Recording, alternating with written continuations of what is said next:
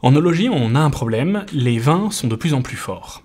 À cause du réchauffement climatique et du changement des pratiques agricoles, ils ont pris 2 degrés en 20 ans.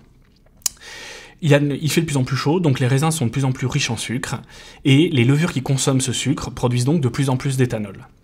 Dans mon laboratoire, on s'intéresse à cette question et on essaye de mieux comprendre comment les levures interviennent dans le processus de vinification pour produire le vin. Quand on travaille sur le vin, on va être soumis à 3 types de contraintes. Des contraintes légales, des contraintes liées au goût du vin et des contraintes liées à la biologie des levures. Donc les contraintes légales ou administratives font qu'on n'a pas droit de faire toutes les modifications qu'on veut. On peut ajouter par exemple certaines sources d'azote, mais pas d'autres. Les contraintes de goût sont très importantes puisque si on veut par exemple diminuer la teneur en alcool, on ne doit pas pour ça altérer le goût du vin.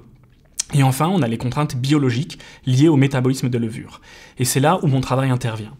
Mon rôle, en fait, est de modéliser le métabolisme des levures pour en comprendre la structure et ses contraintes, ce qui nous permet d'identifier les marges de manœuvre qu'on a pour réorienter le métabolisme et pour, par exemple, en diminuer la teneur en éthanol ou orienter le métabolisme vers des vins plus fruités.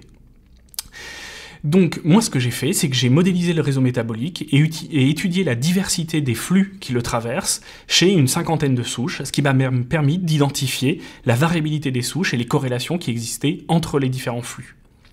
Cette étude a entre autres montré que le flux d'éthanol est extrêmement contraint, et que donc, en fait, on n'avait quasiment aucune marge de manœuvre pour le faire évoluer. C'est problématique, mais cette étude que j'ai faite là n'est réalisée que sur une seule espèce, Saccharomyces cerevisiae, en culture isolée. Et il est possible en fait d'aller plus loin, et c'est ce que je vais faire dans les prochaines années. C'est-à-dire je vais aller au niveau de l'écosystème. Donc je vais travailler avec d'autres types de levures, mais aussi avec des levures, différentes levures en interaction avec aussi des bactéries. Et l'idée donc c'est plus de manipuler le processus de vinification avec une seule levure, mais manipuler l'ensemble de l'écosystème œnologique. Le but est de réorienter le métabolisme de l'écosystème pour produire des vins soit plus allégés en alcool, soit des vins plus aromatiques, dans le but de coller au mieux aux demandes des consommateurs et des producteurs.